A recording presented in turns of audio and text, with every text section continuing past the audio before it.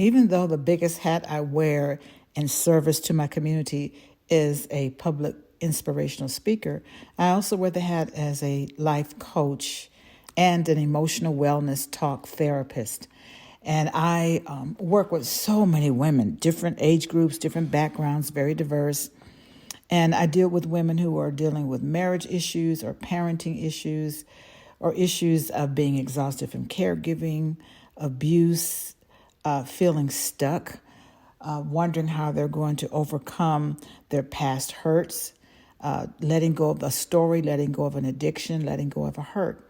And what I found with relationships with a mother and her child, an adult child, or a sibling, or a parent, or a husband or guy, they come to me so heavy with these emotions. And what I find that women do one of three things when they're in pain. Either they stay and pray, or they sever the relationship and start again, or distance themselves, or they straddle the fence. They're not quite sure what to do. They don't trust their instincts. They don't trust their ability to recover and to start all over again. They're ashamed. They feel alienated from loved ones. So many will just stay and suffer, or stay and pray, or sever and walk away, or love from a distance, or, as I said, straddle the fence, which is so exhausting. I think one of the most dramatic differences between a healthy and a toxic relationship is the amount of freedom that you have to express yourself.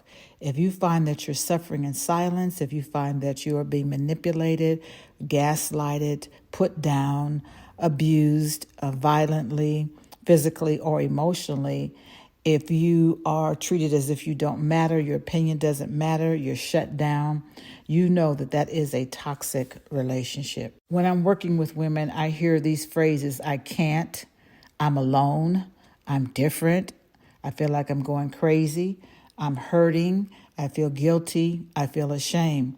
And when this happens, a lot of women miss out on the blessing and the opportunity to sit with someone like me, or anyone that's in their Rolodex that can help them to navigate a painful situation and a painful relationship.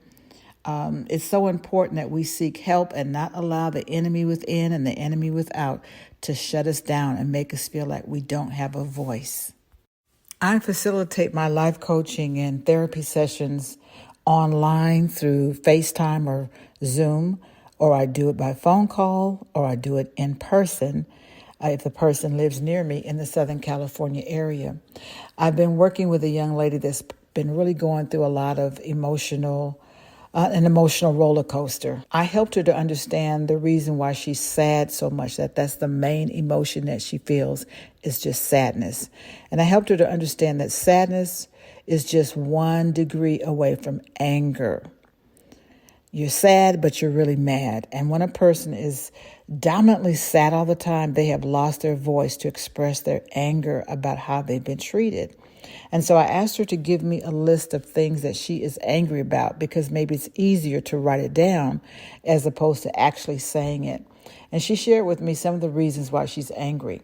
She says, my mother didn't protect me. My mother loved her husband more than her children.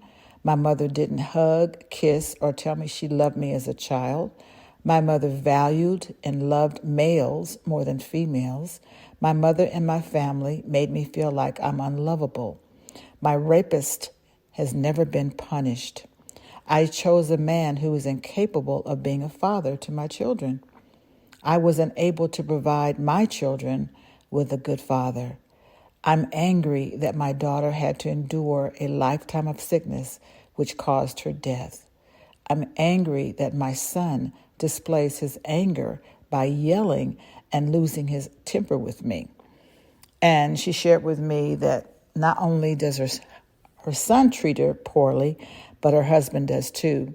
And I helped her to understand that when you are passive, when you don't have your voice, people will take advantage of it. It doesn't mean that they're not good people, but you have become a doormat, and your silence has given them permission. Your silence is telling them that you can take it, you can handle it. Your silence is telling them that you don't feel you deserve any more. So we're going to continue with our sessions to help her to gain some perspective, to help her to lift up her head, to help her to find her voice, to help her to get rid of the shame, to help her to understand that even our mothers, our fathers, our children, our husbands, our boyfriends, people can disappoint us and hurt us. And it's hard to accept the truth. But when you have someone like me or someone that you know of in your life that can listen without judgment and help you to gain a perspective and give you some tools, it's a blessing. It's a wonderful opportunity to recover your voice and discover who you are, that you are a child of God and you deserve to be safe and you deserve to have respect. Thank you so much for watching this, and I hope you share it with others. And if you like, reach out to me if you'd like to set up a one-on-one appointment with me. God bless you and stay in the light.